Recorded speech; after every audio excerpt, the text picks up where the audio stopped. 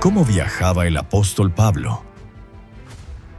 El apóstol Pablo de Tarso pasó tiempo en la mayoría de las ciudades que conformaban el mundo conocido durante su época.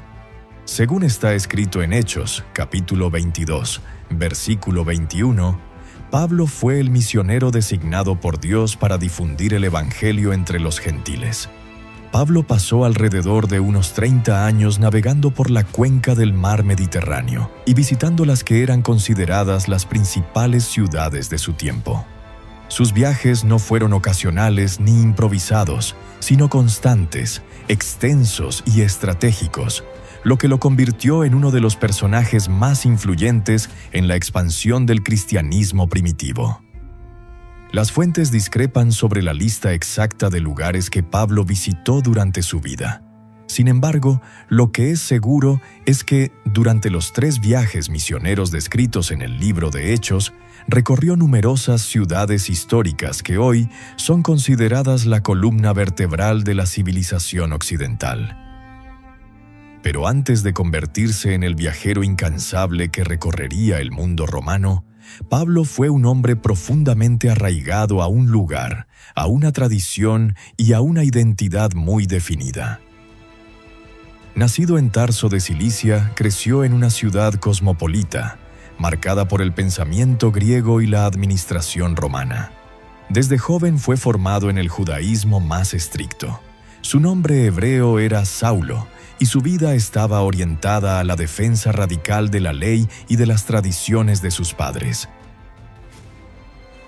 Para Saulo, el naciente movimiento cristiano no era una expresión legítima de fe, sino una amenaza peligrosa. Veía en los seguidores de Jesús un grupo que desafiaba la pureza doctrinal de Israel y ponía en riesgo el orden religioso. Convencido de estar sirviendo a Dios, Saulo se convirtió en perseguidor. Entraba en casas, arrestaba creyentes y los entregaba a las autoridades. Su celo no conocía fronteras, pero todo cambió en un camino. Mientras viajaba hacia Damasco con cartas de autorización para arrestar a los discípulos de Jesús, Saulo fue confrontado de manera directa e inesperada. No ocurrió en un templo ni en una sinagoga. Ocurrió en el camino, en medio de un viaje. Una luz lo envolvió, una voz lo derribó y una pregunta lo desarmó. Aquel a quien perseguía no estaba muerto, estaba vivo. Ese encuentro no solo transformó su fe, transformó su dirección. El perseguidor quedó ciego, el viajero quedó detenido. El hombre que se movía con autoridad perdió el control de su propio cuerpo y tuvo que ser guiado de la mano. Durante días permaneció en silencio, en oscuridad, enfrentando la ruina de todo lo que había creído seguro. Cuando recuperó la vista, Saulo ya no era el mismo. El encuentro con Jesús no lo llevó a la comodidad ni al reconocimiento inmediato. Lo llevó al anonimato, al silencio y a la preparación. Pasó tiempo fuera del foco público, aprendiendo a reinterpretar las Escrituras a la luz de Cristo. El hombre que conocía la ley como pocos, ahora debía aprender a caminar en gracia. Su llamado no fue simplemente a creer, sino a ir. Desde el principio, su misión estuvo ligada al movimiento. No fue llamado a permanecer en Jerusalén. Fue enviado lejos, a los gentiles, a regiones desconocidas, a pueblos que no compartían su cultura ni su lengua. Su identidad comenzó a cambiar incluso en su nombre. De Saulo pasó a ser Pablo, un hombre pequeño en apariencia, pero enorme en impacto. El antiguo perseguidor se convirtió en misionero, y para cumplir esa misión, Pablo tuvo que hacer lo que pocos estaban dispuestos a hacer: caminar. Caminar largas distancias, entrar en ciudades hostiles. Navegar mares impredecibles, dormir donde se pudiera, depender de la hospitalidad ajena, enfrentar rechazo, violencia y traición. Su conversión no lo llevó a un púlpito estable, sino a un camino incierto. Cada viaje fue una extensión de aquel primer encuentro en Damasco. Cada paso fue una respuesta al llamado que había recibido. A partir de ese momento, la vida de Pablo quedó marcada por el movimiento, y ese movimiento no fue caótico, fue estratégico, persistente y profundamente sacrificial. Y así comienza la historia del misionero que transformó el mundo antiguo recorriéndolo paso a paso. Después de su conversión, Pablo no fue enviado inmediatamente a grandes escenarios ni a ciudades influyentes. Su llamado comenzó en silencio. Durante un tiempo se retiró de la exposición pública y permaneció lejos de los centros de poder religioso. Fue un periodo de formación interior, de redefinición profunda, donde el hombre que había sido educado como fariseo tuvo que reconstruir su fe desde sus cimientos. Ese tiempo de preparación no fue pasivo. Fue un proceso intenso en el que Pablo comenzó a comprender que el mensaje que ahora anunciaba no estaba limitado a una nación ni a un templo. El Cristo que había encontrado en el camino no pertenecía solo a Israel. Era el Señor de todas las naciones. Esa comprensión redefinió por completo su manera de moverse y de pensar el mundo. Cuando finalmente comenzó a predicar, lo hizo primero en lugares cercanos, en entornos conocidos. Damasco fue uno de los primeros escenarios. Allí, el hombre que había llegado como perseguidor comenzó a anunciar que Jesús era el Hijo de Dios. El impacto fue inmediato y la reacción también. La oposición no tardó en aparecer. Pablo aprendió desde el inicio que predicar significaba huir, esconderse y a veces escapar en la noche para salvar la vida. Ese patrón se repetiría una y otra vez a lo largo de su ministerio. El movimiento no era solo una estrategia misionera. Era una necesidad de supervivencia. Cada ciudad podía convertirse en una trampa. Cada predicación podía provocar disturbios. Cada conversión podía encender una persecución. Ahora bien, Pablo regresó a Tarso, su ciudad natal, y luego fue llamado a Antioquía de Siria. Antioquía no era un lugar cualquiera. Era una de las ciudades más grandes e influyentes del Imperio Romano, un cruce de culturas, lenguas y religiones. Allí, por primera vez, el cristianismo comenzó a organizarse como un movimiento misionero consciente de su alcance global. Fue en Antioquía donde Pablo dejó de ser un predicador local para convertirse en un enviado. En Hechos capítulo 13, versículos 1 al 3 leemos: Había entonces en la iglesia que estaba en Antioquía profetas y maestros: Bernabé, Simón el que se llamaba Níger, Lucio de Cirene, Manaén el que se había criado junto con Herodes el tetrarca, y Saulo. Ministrando estos al Señor y ayunando, dijo el Espíritu Santo: Apartadme a Bernabé y a Saulo para la obra a que los he llamado. Entonces, habiendo ayunado y orado, les impusieron las manos y los despidieron. Hermanos amados, la comunidad reconoció su llamado y lo apartó para una misión que implicaría viajes constantes, rutas largas y peligros desconocidos. No fue una decisión impulsiva, fue una confirmación espiritual de que su vida estaría marcada por el camino. A partir de ese momento, Pablo ya no viajaría solo por necesidad, viajaría por misión. Cada desplazamiento tendría un propósito, cada ciudad sería una oportunidad, cada ruta una extensión del Evangelio. Su vida comenzó a organizarse en torno a viajes. No viajes de exploración, sino viajes de proclamación. Desde Antioquía partiría hacia regiones que jamás había pisado, cruzando fronteras culturales y geográficas. Su mensaje no se adaptaría al camino. El camino se sometería al mensaje. Y así, paso a paso, comenzó la historia del misionero que transformó el Mediterráneo antiguo no con ejércitos ni con poder político, sino caminando, predicando y resistiendo. Cuando la iglesia de Antioquía los despidió, alrededor del año 47 después de Cristo, Pablo y Bernabé no salieron con planes detallados ni con recursos abundantes. Salieron con una dirección clara, pero con un futuro abierto. En el mundo antiguo, viajar significaba aceptar la incertidumbre como parte normal del trayecto. No existían calendarios exactos ni cronogramas cerrados. El tiempo se medía en jornadas recorridas, no en fechas marcadas. El camino decidía el ritmo. El primer desplazamiento fue completamente terrestre. Hechos capítulo 13, versículo 4, señala que descendieron a Seleucia. Antioquía se encontraba tierra adentro, por lo que ese trayecto de aproximadamente 20 kilómetros se hacía a pie y tomaba una jornada completa en condiciones normales. El día comenzaba al amanecer, cuando el sol aún no golpeaba con fuerza.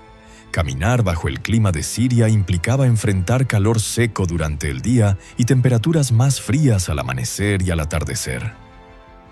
El viajero debía dosificar el agua, proteger la cabeza y mantener un paso constante.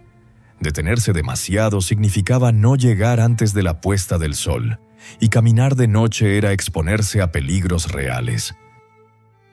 Los caminos de aquella época no eran simples senderos improvisados. En zonas cercanas a grandes ciudades existían calzadas romanas, construidas con capas de piedra, elevadas y diseñadas para durar décadas, pensadas originalmente para el comercio y el movimiento militar. Sin embargo, fuera de los centros principales, los caminos se volvían irregulares, polvorientos y estrechos. En temporada de lluvias se transformaban en lodo espeso.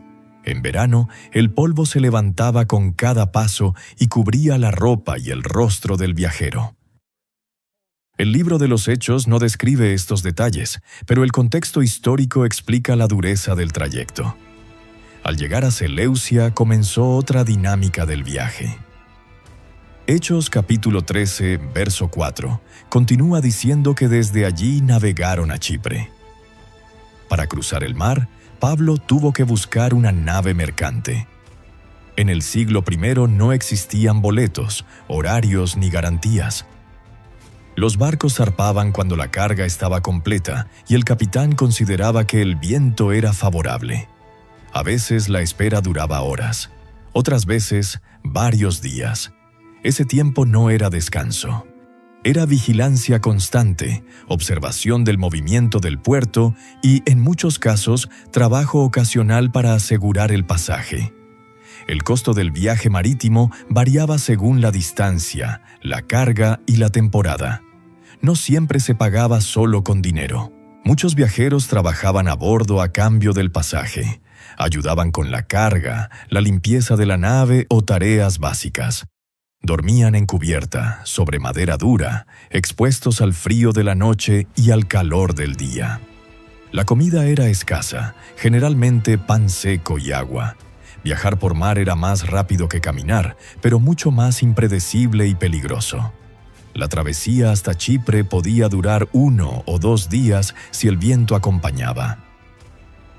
Pero el Mediterráneo no era un mar tranquilo. Cambios repentinos de viento podían retrasar el viaje o ponerlo en riesgo. Las embarcaciones no contaban con instrumentos modernos de navegación. Dependían de la experiencia del capitán y de la observación del cielo.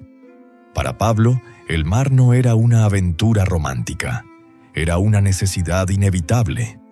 Cada cruce recordaba lo frágil que era la vida del viajero. Hechos capítulo 13, versículo 5, señala que llegaron a Salamina. Allí terminó el desplazamiento marítimo y el viaje a pie volvió a dominar la experiencia. El texto bíblico afirma que anunciaban la palabra de Dios en las sinagogas, lo que implicaba detenerse, predicar y dialogar antes de continuar avanzando. Más adelante, Hechos capítulo 13, versículo 6, dice que atravesaron toda la isla hasta llegar a Pafos. Esa frase resume varios días de caminata. Chipre se recorría a pie. La distancia entre Salamina y Pafos supera los 150 kilómetros. A un ritmo promedio de 20 a 25 kilómetros diarios, el trayecto podía tomar entre 6 y 8 días de caminata efectiva, sin contar las detenciones para predicar y descansar. Dormir no siempre significaba una cama. A veces era una casa que se abría por hospitalidad, otras veces un patio, una habitación compartida o incluso un lugar fuera de la ciudad. Las posadas existían, pero muchas tenían mala reputación. Eran conocidas por la inseguridad, el abuso de precios y la presencia de delincuentes. Por eso, cuando no había una casa confiable, dormir al aire libre podía ser una opción más segura. Los asaltantes eran una amenaza constante.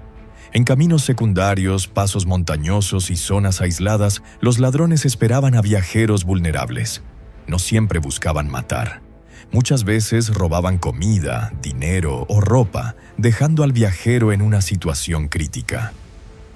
Años más tarde, Pablo recordaría estos peligros cuando habló de peligros de ladrones y peligros en caminos, tal como se lee en la segunda carta a los Corintios, capítulo 11, verso 26, confirmando que no se trataba de exageraciones, sino de experiencias reales.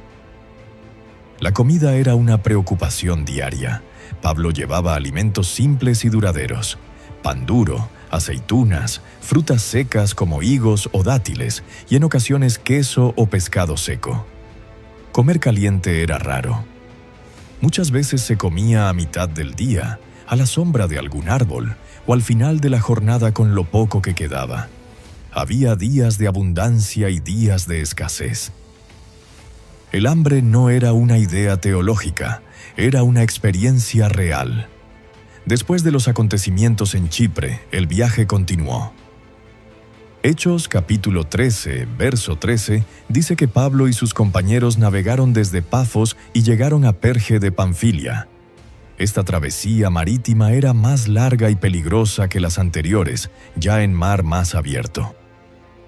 En este punto, Juan Marcos se apartó de ellos y regresó a Jerusalén. El texto no explica las razones, pero el camino comenzaba a exigir más de lo que algunos estaban dispuestos a soportar. Al llegar a Perge, el viaje se volvió más duro. Hechos capítulo 13, verso 14, dice que subieron a Antioquía de Pisidia. Ese verbo indica un ascenso real desde la costa hacia el interior montañoso de Asia Menor. La distancia superaba los 160 kilómetros. A pie, ese trayecto podía tomar varias semanas. El terreno era irregular, el calor intenso durante el día y las noches frías en altura. Además, los pasos montañosos eran conocidos por la presencia de asaltantes y enfermedades. Cuando finalmente llegaron a Antioquía de Pisidia, el viaje físico se detuvo momentáneamente, pero comenzó una confrontación intensa. Hechos capítulo 13, versículos 16 al 41, registra uno de los discursos más extensos de Pablo. La respuesta inicial fue positiva, pero rápidamente surgió oposición.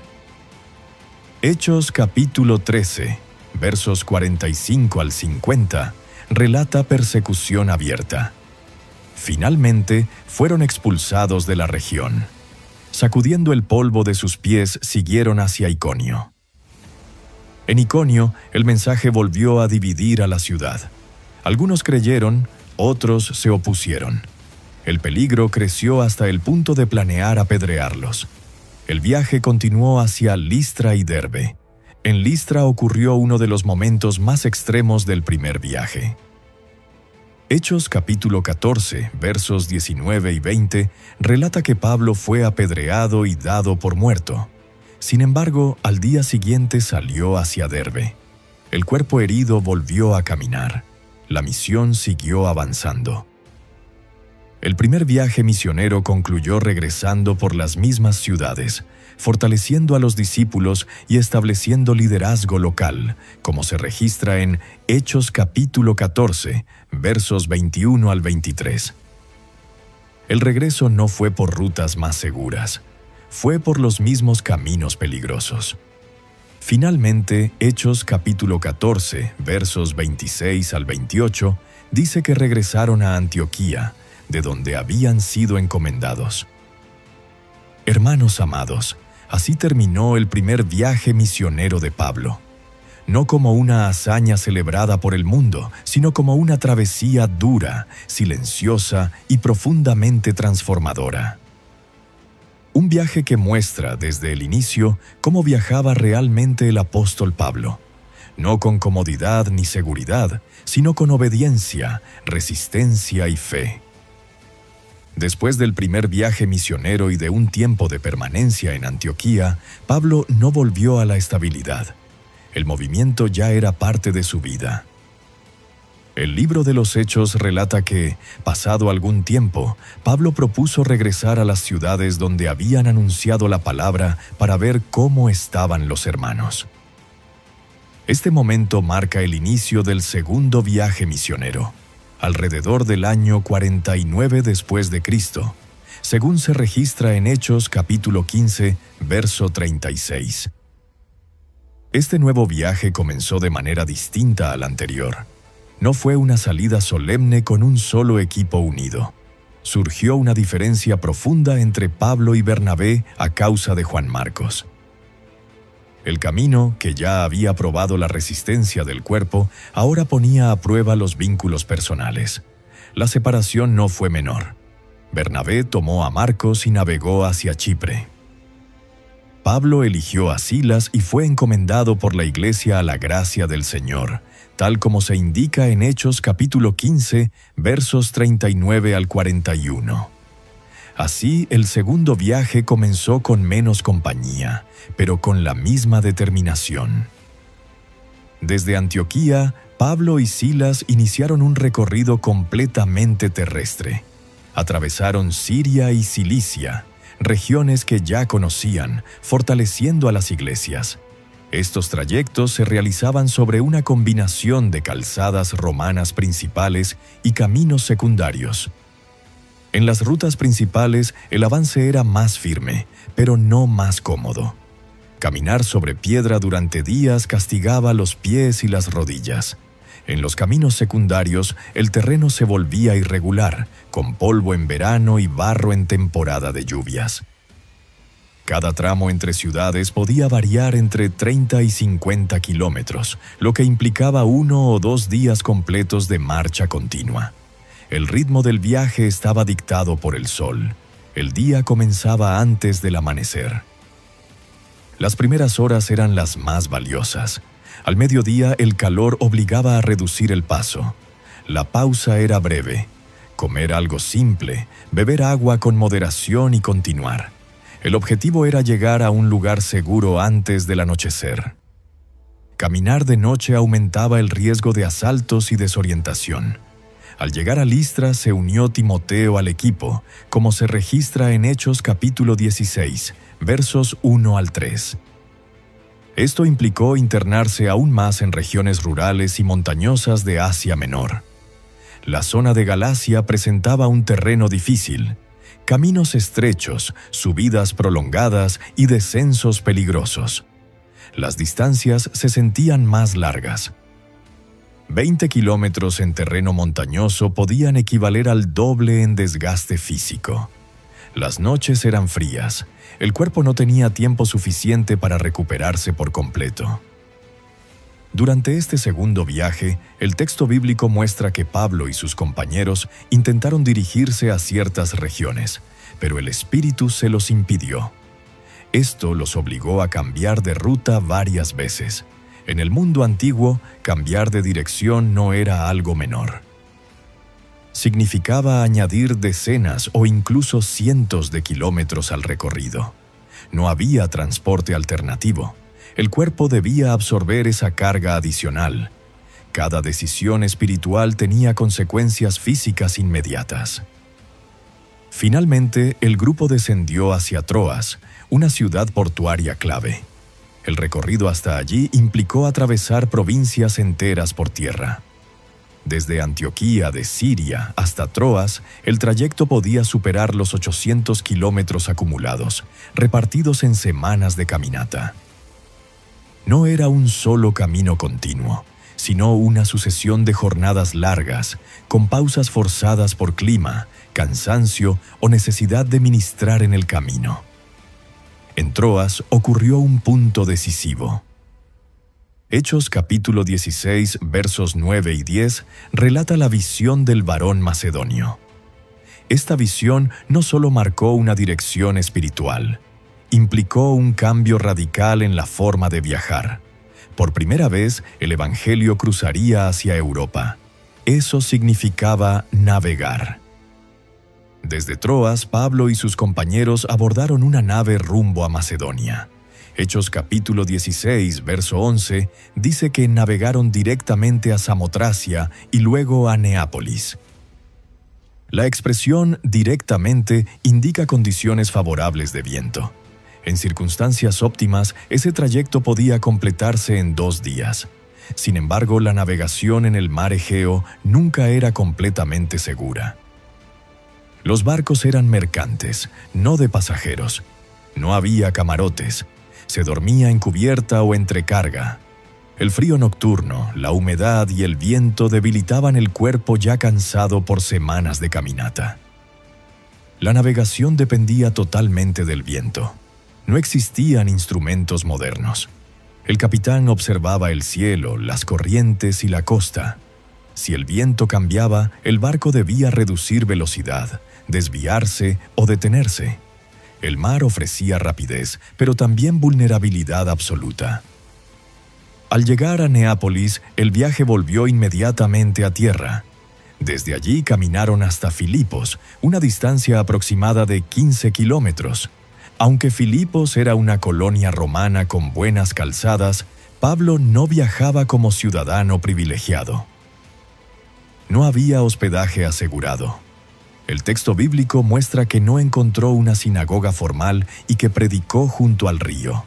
El camino seguía definiendo el ministerio. Así continuó el segundo viaje, a pie por calzadas romanas, por senderos rurales, cruzando mares en naves de carga, enfrentando cansancio acumulado, escasez y peligro constante. El viaje no era un paréntesis entre mensajes, era el escenario donde el mensaje avanzaba. Cada kilómetro recorrido tenía un costo físico. Cada ciudad alcanzada implicaba jornadas previas de desgaste. El segundo viaje no fue más fácil que el primero. Fue más largo, más amplio y más exigente. Pero Pablo ya era un hombre del camino. Y el camino, una vez más, se convirtió en el instrumento por el cual el Evangelio siguió avanzando. Después de completar el segundo viaje y de pasar un tiempo nuevamente en Antioquía, Pablo volvió a ponerse en marcha. El libro de los Hechos de los Apóstoles relata que salió otra vez recorriendo la región de Galacia y Frigia, confirmando a todos los discípulos, tal como se registra en Hechos capítulo 18, verso 23. El tercer viaje misionero comenzó alrededor del año 53 después de Cristo. Para Pablo, regresar al camino ya no era una novedad, era la forma normal de obedecer. Este nuevo recorrido no comenzó con prisa, pero sí con constancia. Pablo avanzó por regiones que ya conocía, pero eso no significaba facilidad. Volver a caminar por Galacia y Frigia implicaba atravesar terrenos elevados, con cambios bruscos de clima y caminos menos transitados. Estas zonas del interior de Asia Menor no estaban tan bien conectadas como las grandes rutas imperiales. Muchas veces el trayecto se hacía por senderos endurecidos por el paso humano y animal, sin pavimento, con piedras sueltas y pendientes pronunciadas. Cada jornada exigía atención constante para no torcer el pie, no perder el rumbo y no agotarse antes de tiempo. El ritmo seguía siendo el mismo que había marcado toda su vida misionera. El día comenzaba al amanecer. Se caminaba mientras el sol era soportable. Al mediodía se hacía una pausa breve, casi siempre a la sombra, para comer algo sencillo. Luego se retomaba la marcha hasta encontrar un lugar seguro antes del anochecer. En regiones interiores, las aldeas podían estar separadas por largas distancias. No siempre había un punto claro donde pasar la noche. A medida que avanzaba hacia el oeste, Pablo se dirigió nuevamente a Éfeso. Hechos capítulo 19, verso 1, señala que llegó allí después de haber recorrido las regiones altas. Éfeso se convirtió en el eje central del tercer viaje, no porque dejara de moverse, sino porque desde allí el movimiento se multiplicó. Éfeso era una ciudad grande, activa, conectada por tierra y por mar con casi toda la provincia de Asia. Llegar hasta allí desde el interior implicó cientos de kilómetros acumulados en semanas de caminata. El cuerpo ya no era el de un hombre joven. El cansancio no desaparecía de un día para otro. Se arrastraba de etapa en etapa. Hechos capítulo 19, versos 8 al 10, muestra que Pablo permaneció en Éfeso un tiempo prolongado, enseñando diariamente. Pero esa permanencia no significó reposo físico. Desde la ciudad salía constantemente a los alrededores. El texto afirma que todos los que habitaban en Asia oyeron la palabra del Señor. Eso no ocurrió de forma pasiva. Implicó desplazamientos cortos pero frecuentes, visitas a ciudades cercanas, idas y regresos por caminos secundarios. Caminar 20 o 30 kilómetros en un día seguía siendo normal. El cuerpo se adaptaba, pero nunca dejaba de resentirse. Durante esta etapa, el sistema vial romano volvió a ser determinante. Las calzadas principales facilitaban el tránsito, pero también concentraban movimiento humano. Soldados, comerciantes, mensajeros imperiales y peregrinos compartían las rutas. Eso ofrecía cierta protección contra asaltos aislados, pero aumentaba la exposición pública. Pablo no podía pasar desapercibido. Cada predicación en una ciudad importante tenía repercusiones que se extendían rápidamente por la región, como se evidencia en los disturbios narrados en Hechos capítulo 19, versos 23 al 41. Después de estos acontecimientos, Hechos capítulo 20, verso 1, indica que Pablo se despidió de los discípulos y partió hacia Macedonia. Este desplazamiento implicó volver a combinar tierra y mar. Desde la costa de Asia Menor, embarcarse significaba someterse nuevamente a la incertidumbre del mar. Las naves mercantes no estaban diseñadas para comodidad. El espacio era reducido. La carga tenía prioridad. Los pasajeros se acomodaban donde podían. Dormir era difícil, comer era irregular. El movimiento constante del barco agotaba incluso a los más experimentados. El cruce del mar Egeo podía ser rápido si el viento era favorable, pero nunca era seguro. Una tormenta podía obligar a cambiar de rumbo o a detenerse en un puerto inesperado. Cada día en el mar era una mezcla de espera, tensión y cansancio físico. El viajero no tenía control. Dependía del clima y del capitán. Para Pablo, estas travesías no eran excepcionales, eran parte normal de su obediencia. Una vez en Macedonia, el viaje volvió a ser terrestre. Hechos capítulo 20, versos 1 y 2, señala que recorrió aquellas regiones exhortando a los hermanos. Eso implicó caminar nuevamente por la Vía Egnatia y por caminos secundarios que conectaban ciudades y aldeas. Era una calzada sólida, pero implacable. Caminar sobre piedra durante días castigaba las piernas y la espalda. Las distancias entre ciudades seguían siendo largas. De una ciudad a otra podían pasar varios días de marcha continua. Desde Macedonia descendió otra vez hacia Grecia, donde permaneció 3 meses, según Hechos capítulo 20, verso 3. Corinto volvió a aparecer en su camino. El trayecto completo, sumando tierra y mar, implicó cientos de kilómetros adicionales. Pablo llegó con el cuerpo cargado de fatiga. El desgaste acumulado de años de viaje no se borraba con una pausa breve. Cuando llegó el momento de regresar, el texto bíblico indica que evitó un viaje marítimo directo debido a amenazas y decidió volver por Macedonia, como se lee en Hechos capítulo 20, verso 3. Eso significó repetir caminos ya recorridos, enfrentar nuevamente las mismas distancias y los mismos riesgos. El regreso no era más fácil que la ida. El cansancio acumulado hacía cada kilómetro más pesado. En Troas ocurrió uno de los episodios más intensos de este tercer viaje. Hechos capítulo 20, versos 6 al 12, relata cómo Pablo pasó la noche enseñando, consciente de que partiría al amanecer. Incluso el descanso nocturno fue sacrificado por la urgencia del mensaje y por la necesidad de seguir avanzando. El viaje no se detenía, solo cambiaba de forma. Desde Troas, Pablo continuó desplazándose por la costa. Hechos capítulo 20, versos 13 al 16, muestra que en algunos tramos eligió caminar mientras otros navegaban. Esa decisión no era casual. Caminar permitía controlar el ritmo, evitar esperas en puertos y avanzar aun cuando no había barcos disponibles. Pero también implicaba un esfuerzo físico enorme. Cada decisión logística tenía un costo corporal. Finalmente, el tercer viaje comenzó a cerrarse con el regreso hacia Jerusalén. Hechos capítulo 20, versos 17 al 38, registra la despedida de los ancianos de Éfeso en Mileto. Pablo era consciente de que el camino que le esperaba ya no sería solo de viajes, sino de prisiones. Sin embargo, siguió avanzando. Para él, viajar no era un episodio del ministerio, era el ministerio mismo.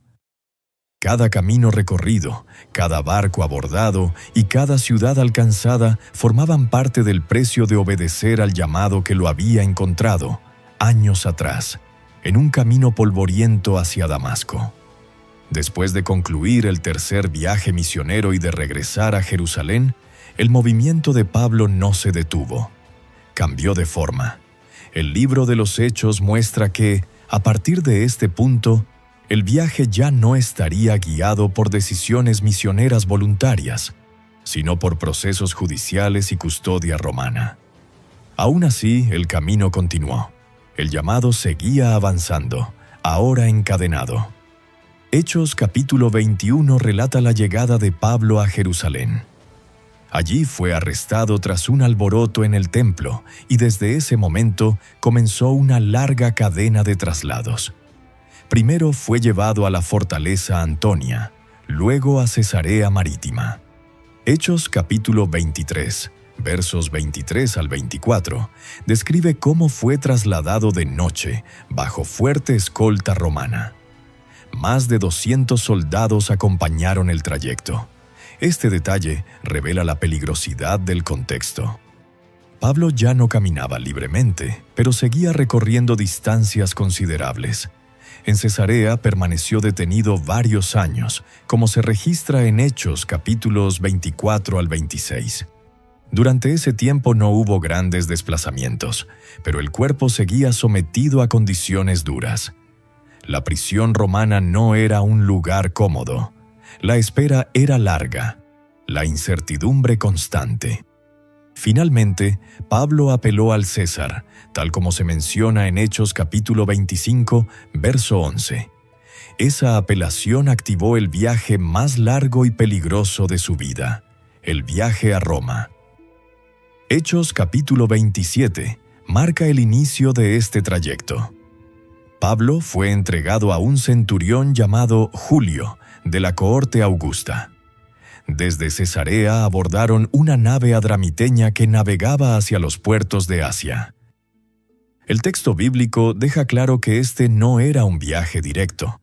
El trayecto se haría por etapas, dependiendo de puertos, vientos y disponibilidad de embarcaciones. Viajar como prisionero no significaba comodidad. Pablo no tenía control sobre el barco, el rumbo ni las condiciones.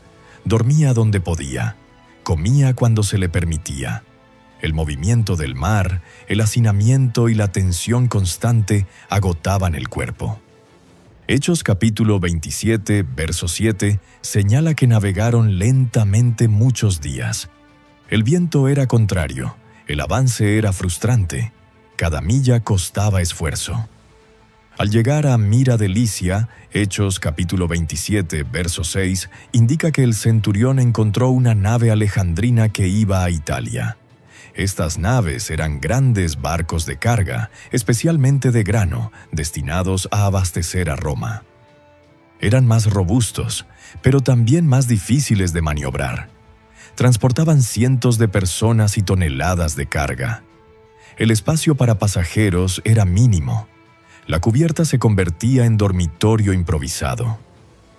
A partir de ese punto, el viaje se volvió aún más duro. Hechos capítulo 27, versos 8 y 9, explica que navegaron con dificultad hasta un lugar llamado Buenos Puertos, en Creta. El tiempo avanzaba. El ayuno ya había pasado. Eso indica que estaban entrando en una temporada peligrosa para la navegación. El Mediterráneo, entre septiembre y marzo, se volvía extremadamente riesgoso. Pablo advirtió del peligro. Hechos capítulo 27, verso 10, registra que dijo que el viaje traería pérdida y daño. No fue escuchado. El centurión confió más en el piloto y en el dueño de la nave. El barco zarpó. Poco después, un viento huracanado llamado Euroclidón azotó la nave, como se describe en Hechos capítulo 27, verso 14. Durante 14 días, el barco quedó a la deriva. Hechos capítulo 27, versos 18 al 20, muestra la desesperación.